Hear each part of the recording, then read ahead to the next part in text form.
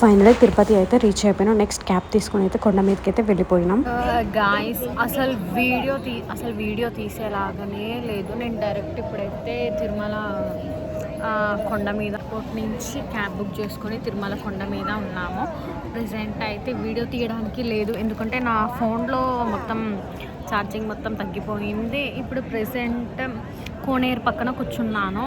ఇంకా మా బ్రదర్ కోనేరు నీళ్ళలో స్నానం చేయడానికి వెళ్ళాడు. సో తను రాగానే వీడియో స్టార్ట్ చేద్దాం అనుకున్నాను, కానీ వచ్చేసరికి దర్శనానికి వెళ్ళాలి. దర్శనం నుంచి బయటకు వచ్చేసరికి నైట్ అయిపోతుంది. సో నెక్స్ట్ వీడియో వచ్చేసి దాని తర్వాత. మేమైతే చాలా డిసప్పాయింట్ తోటి అయితే కొండ అయితే దిగేస్తున్నాము. ఎందుకంటే మాకు తెలియదు ఏంటంటే 5:30కే సర్వదర్శనం లైన్ క్లోజ్ అని. సో మేము అక్కడికి వెళ్ళి లైన్లోకి వెళ్తుంటే అక్కడ చెప్పేసారు రేపు మార్నింగ్ 6 o'clockకి దర్శనం లైన్ స్టార్ట్ అయిపోతుందని. మేము అడిగినాం 6 o'clock కాదు, మేము ఒక 5 o'clockకే వచ్చేస్తాం దర్శనానికి అంటే వాళ్ళు చెప్పారు 5 o'clockకే వచ్చేసేయండి మీరు, ప్రెసెంట్ అయితే అన్ని కంపార్ట్మెంట్లో ఫుల్ అయిపోయాయి అని.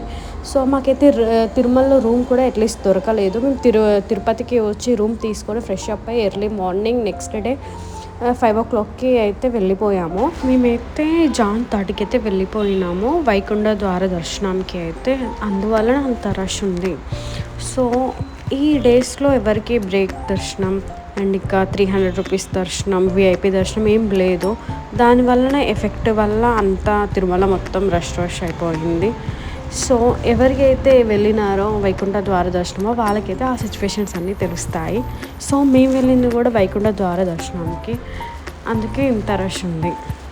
మేమైతే సర్వదర్శనానికి అయితే వెళ్ళిపోతున్నాం కాబట్టి సర్వదర్శనానికి టైం అయితే 24 hours పడుతుందని చెప్పినారు. సో అందరికీ తెలిసిందే కదా, జాన్ 2 నుంచి జాన్ 9 వరకు వైకుంఠ ద్వార దర్శనంలో అందరికీ సర్వదర్శనమే ఉంటుందని. సో మేము కూడా ఎర్లీ మార్నింగ్ అయితే స్టార్ట్ అయిపోయినాము నెక్స్ట్ డే. ఆ రోజు ఏంటంటే సాటర్డే పౌర్ణమి, ఇంకుంటా వైకుంఠ ద్వార దర్శనము. ఇక్కడ చూస్తుంటే మీకు అర్థమైపోతుంది లైన్ అయితే ఎంత స్లోగా మూవ్ అవుతుందంటే, మాకైతే ఈ లైన్ నుంచి అక్కడికి వెళ్ళేసరికి ఇక్కడ ఉన్న 3 lines దగ్గర దాటి లాస్ట్ లైన్ వెళ్ళేసరికి మ్యాక్స్లీ 10 o'clock అయిపోయింది. It's totally 10 o'clock. ఎంత జనం అంటే అక్కడ అందరూ గోవిందా గోవిందా అనుకుంటా వెళుతుంటే అలానే అయిపోయింది టైం. లాస్ట్లో మేమైతే నైట్ బయటకు వచ్చేసరికి అయితే 7:30 అయిపోయింది. సో మాకైతే దర్శనానికి అయితే 15 hours పట్టింది టైం.